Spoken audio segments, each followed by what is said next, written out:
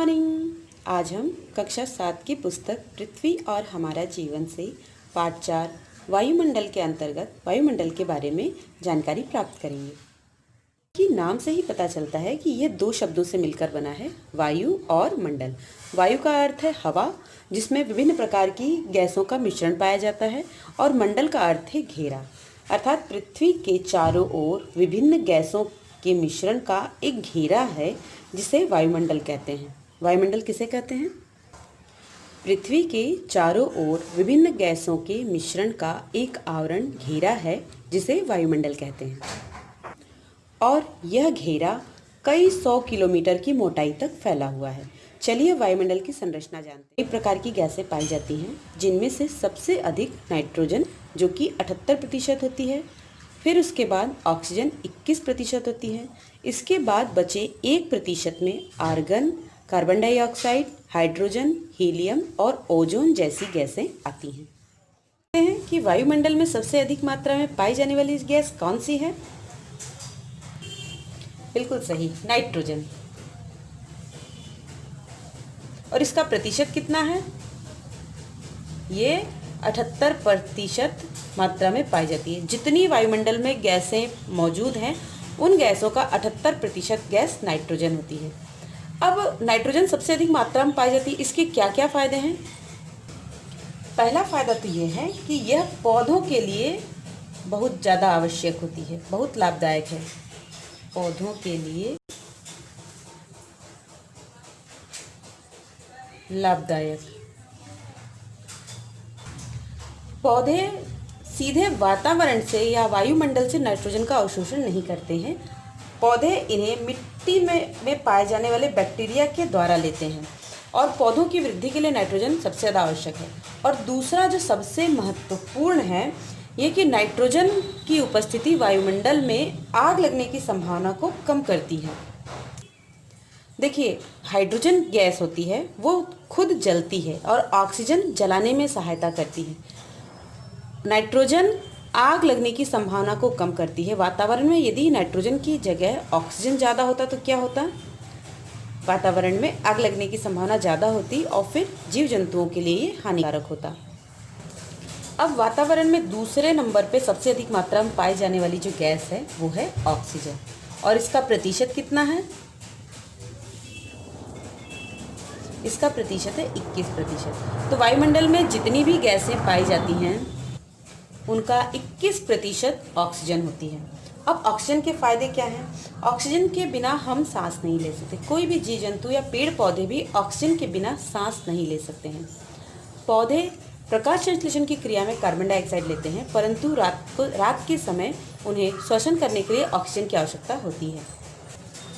वायुमंडल में पाई जाने वाली गैसों का 99% यही दोनों गैसें होती हैं, और बाकी के बचे 1% में, जैसा अभी हमने पहले देखा कि carbon dioxide, helium, hydrogen, ozone, ये सब गैसें पाई जाती हैं। साथ ही जलवाष्प और धूल के कण भी पाए जाते हैं।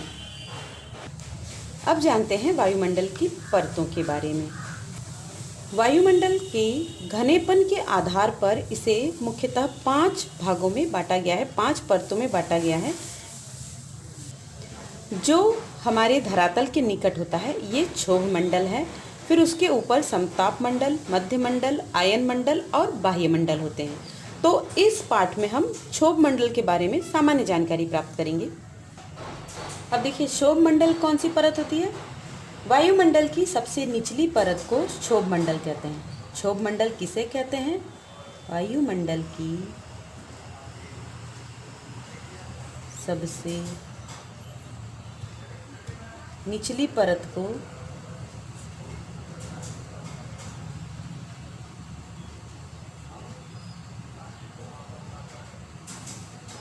क्षोभ मंडल कहते हैं। यह पृथ्वी के धरातल से 15 किलोमीटर की ऊंचाई तक पाई जाती है, और इसकी विशेषता यह है कि इसमें जैसे जैसे हम ऊपर की तरफ जाते हैं, वैसे वैसे तापमान में कमी आती है। 1 किलोमीटर की ऊंचाई पर 6.5 डिग्री सेंटीग्रेड की दर से तापमान में कमी आती है। अर्थात कि अगर हम उस क्षोभ मंडल में और ऊपर की तरफ जाएंगे तो 1 किलोमीटर की दूरी तय करने के बाद 6.5 डिग्री सेंटीग्रेड तापमान कम हो जाता है। इस परत में धरातल से ऊपर जाने पर प्रति किलोमीटर 6.7 डिग्री सेंटीग्रेड की दर से तापमान में कमी आती है, इसलिए इसे परिवर्तन मंडल भी कहते हैं। अब अगर प्रश्न दिया जाए कि परिवर्तन मंडल किसे कहते हैं या क्षोभ मंडल को परिवर्तन मंडल क्यों कहा जाता है, तो इसका उत्तर आप लिख लेंगे ना? लिख लेंगे। क्षोभ मंडल की एक बहुत ही खास विशेषता ये भी है कि मौसम संबंधी अनेक घटनाएं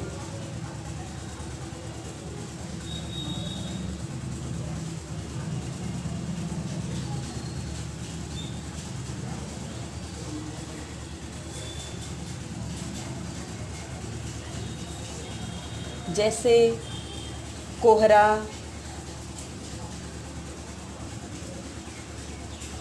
बादल, ओला, आंधी तूफान,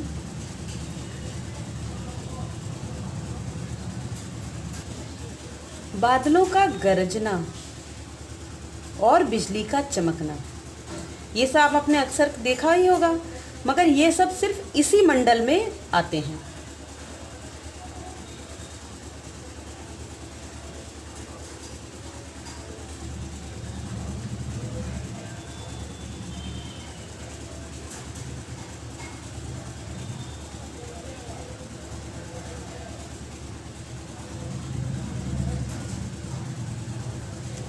ये सभी जो घटनाएं हैं सिर्फ इसी मंडल के अंतर्गत घटित होती हैं। अगर हम क्षोभ मंडल से ऊपर के परतों में जाएं तो वहाँ इस तरह की घटनाएं नहीं होती हैं, वो स्थिर होते हैं। वहाँ ना ही बादल होते हैं, ना ही कोहरा होता है, ना ही बिजली चमकती है, ना बादल गरजते हैं और ना ही बारिश होती है। ये सभी घटनाएं सिर्फ और सिर्फ क्षोभ मंडल में ही घटित होती हैं।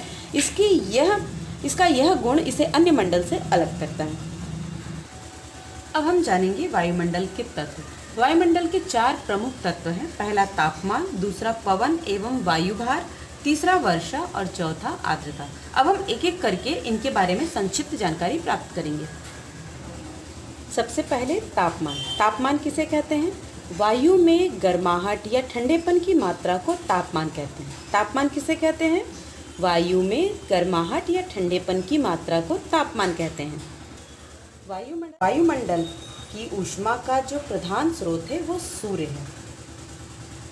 पृथ्वी और वायुमंडल को सूर्य से ही ऊष्मा प्राप्त होती है। सूर्य सभी दिशाओं में प्रकाश और ऊष्मा का विकिरण करता है, अपनी ऊष्मा फैलाता है, इसे सौर विकिरण कहते हैं। और पृथ्वी को प्राप्त होने वाले सौर विकिरण को सूर्यातप कहते हैं। जो तापमान, जो ऊष्मा सूर्य से प्राप्त होती है उसे हम सूर्यातप कहते हैं। सूर्यातप किसे कहते हैं? पृथ्वी को प्राप्त होने वाले सौर विकिरण ऊष्मा को सूर्यातप कहते हैं। धरातल मुख्यतः इसी सूर्यातप से गर्म होता है। सूर्य की किरणें सबसे पहले धरातल को गर्म करती है, फिर गर्म हुआ धरातल अपने संपर्क में आने वाली वायु को गर्म कर देता है, फिर वायु गर्म होकर ऊपर उठती है और वायुमंडल को गर्म करती है। इस प्रकार वायुमंडल मुख्यतः नीचे से गर्म होता है और जैसे जैसे ऊंचाई बढ़ती जाती है तापमान घटता जाता है। और इसी कारण पर्वत की चोटियों पर सदैव बर्फ़ जमी रहती है। और पर्वत का मौसम, जो पहाड़ी इलाके हैं उनका मौसम जो है, वहाँ का टेम्परेचर, तापमान जो है वो सबसे कम होता है। तो अगर आपसे ये प्रश्न पूछा जाए कि हिमालय पर्वत की ऊंची चोटियों पर सदैव बर्फ़ क्यों जमी रहती है, तो क्या आप इसका उत्तर दे पाएंगे? चलिए मैं बता देती हूँ एक बार। जैसे जैसे धरातल से दूरी बढ़ती जाती है तापमान कम होता जाता है और इसीलिए वायुमंडल नीचे से गर्म होता है और ऊंचाई बढ़ने पर वायुमंडल का तापमान कम होता है और तापमान कम होने से जो जलवाष्प होती है वो बर्फ़ के रूप में पहाड़ों की चोटियों पर जमी रहती है और इसी कारण से हिमालय पर्वत पर हमेशा बर्फ़ जमी रहती है। अब आप इसे लिख लेंगे ना। अब दूसरा तत्व है वायुभार। वायु विभिन्न गैसों का मिश्रण है, उसका अपना स्वयं का भार होता है। इस कारण धरातल पर वायु अपने भार द्वारा दबाव डालती है। तो धरातल पर वायुमंडल की समस्त परतों के पड़ने वाले भार को ही वायुभार या वायुदाब कहते हैं। वायुभार या वायुदाब किसे कहते हैं? धरातल पर वायुमंडल की समस्त परतों के पड़ने वाले भार को ही वायुमंडल या वायुदाब कहते हैं। और वायु दाब को एक यंत्र द्वारा मापा जाता है जिसे बैरोमीटर कहते हैं और इसे नापने की इकाई मिलीबार होती है। ये दबाव के अक्षांशीय वितरण को वायुमंडल का क्षैतिज वितरण कहते हैं। जो वायुदाब धरातल के समांतर होता है उसे हम क्षैतिज वितरण कहते हैं और इसके आधार पर पृथ्वी पर वायुदाब की कई पेटियां पाई जाती हैं जिसका हम अध्ययन करेंगे। वायुमंडलीय दबाव के क्षैतिज वितरण के आधार पर पृथ्वी पर जो वायुदाब की पेटियां पाई जाती हैं उसे हम इस चित्र के माध्यम से समझेंगे। देखिए, ये चित्र हमारी पृथ्वी को प्रदर्शित कर रहा है जिसमें ये जो डॉटेड लाइन है ये 0 डिग्री भूमध्य रेखा है और इधर इसके नीचे का हिस्सा ये दक्षिणी गोलार्ध है और इसके ऊपर का हिस्सा उत्तरी गोलार्ध है। तो ये जो बीच वाला हिस्सा है यहाँ 0 से 30 उत्तरी गोलार्ध में और 0 से 30 डिग्री दक्षिणी गोलार्ध में ये विषुवतीय या भूमध्य रेखीय निम्न वायुदाब पेटी है। यहाँ पर सूर्य की किरणें सीधी पड़ती है और इस कारण यहाँ पर हवा गर्म हो जाती है और गर्म होकर हल्की होकर ऊपर उठने लगती है, जिससे यहाँ पर वायु की कमी के कारण वायु का दबाव कम हो जाता है। विषुवतीय या भूमध्य रेखीय निम्न वायुदाब पेटी में हवा का दबाव कम क्यों होता है? कम इसलिए होता है क्योंकि सूर्य की सीधी किरणों के कारण यहाँ की हवा गर्म होकर हल्की हो जाती है और हल्की होकर ऊपर उठने लगती है, जिससे यहाँ पर वायु की कमी होती है और वायु की कमी के कारण यहाँ पर वायु का दबाव कम हो जाता है। इस कम दबाव वाली पेटी को शांत पेटी या डोलड्रम भी कहते हैं। क्या कहते हैं? शांत पेटी या डोलड्रम। तो शांत पेटी या डोलड्रम किसे कहते हैं? विषुवतीय या भूमध्य रेखीय निम्न वायुदाब पेटी को हम डोलड्रम या शांत पेटी भी कहते हैं। और इसे शांत पेटी क्यों कहा जाता है? क्योंकि यहाँ पर वायुदाब में कमी होती है, इसलिए इसे शांत पेटी कहा जाता है।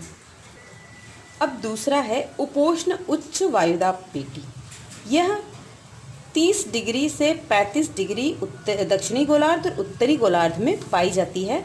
दक्षिणी गोलार्ध में यह मकर रेखा और उत्तरी गोलार्ध में यह कर्क रेखा के आसपास पाई जाती है। यहाँ भी तापमान अधिक होता है, परंतु विषुवतीय रेखीय निम्न वायुदाब पेटी से गर्म होकर उठने वाली हवाओं के यहाँ आने के कारण यहाँ पर वायुदाब उच्च पाया जाता है। यहाँ वायुदाब उच्च क्यों पाया जाता है?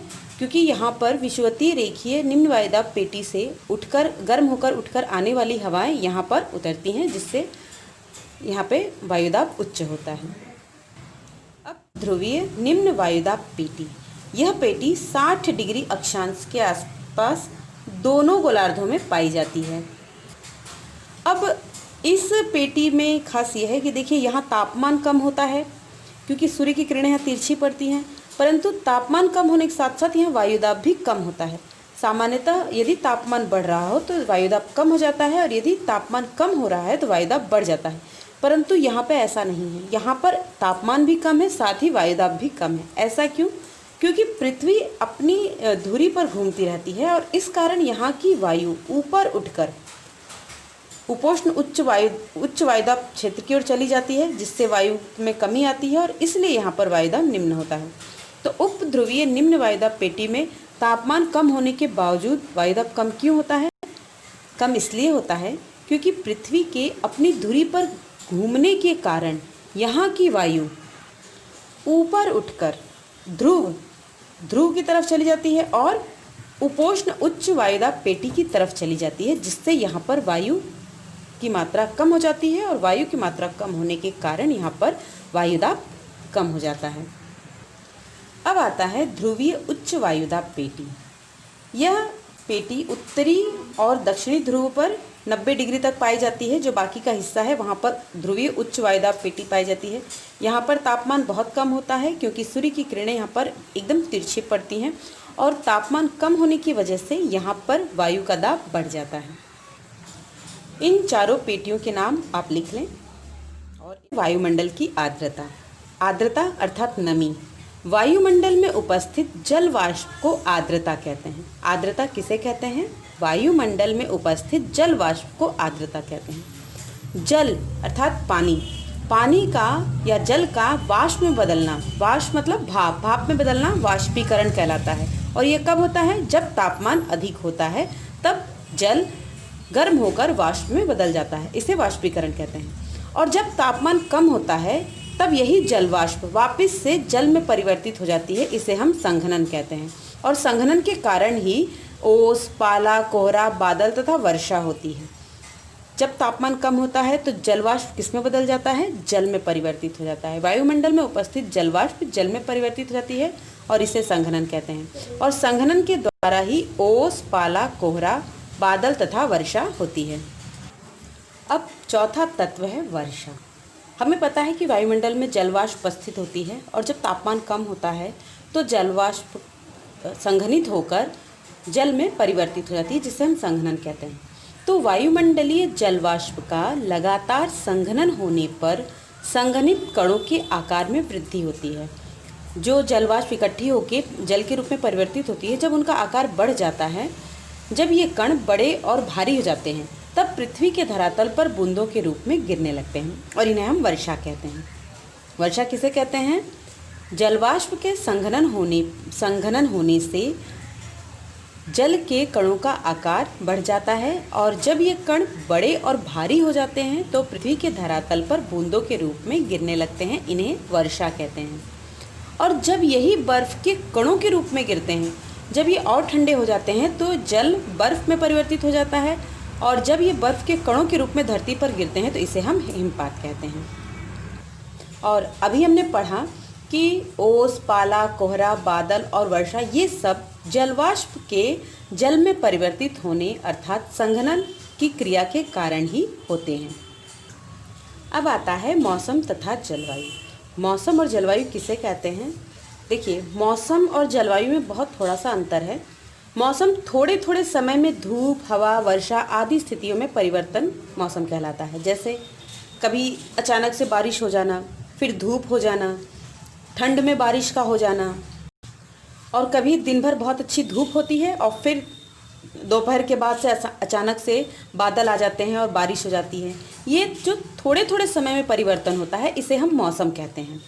जबकि जलवायु लंबे समय तक किसी क्षेत्र विशेष की मौसमी दशाओं को जलवायु कहते हैं। जैसे जो क्षेत्र भूमध्य रेखा पर होते हैं वहाँ की जलवायु गर्म होती है, क्योंकि वहाँ पे सूर्य की किरणें सीधी पड़ती हैं और ये हमेशा होता है। जबकि ध्रुवों पर सूर्य की किरणें तिरछी पड़ती हैं तो वहाँ की जो जलवायु है वो ठंडी होती है। तो ये लंबे समय तक होता है, काफ़ी लंबे समय तक होता है। किसी क्षेत्र विशेष की जो मौसमी दशाएं होती हैं उन्हें हम जलवायु कहते हैं।